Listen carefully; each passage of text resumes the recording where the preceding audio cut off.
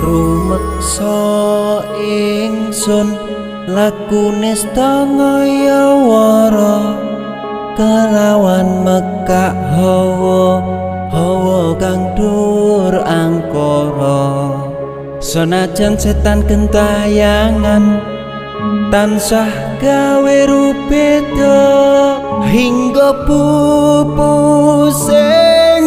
jaman hametek ingsun nyirep geni wisamorka maperhardaning panca saben ules sing netra linambaran sih kawelasan ingkang paring kamulyan Sang Hyang Jati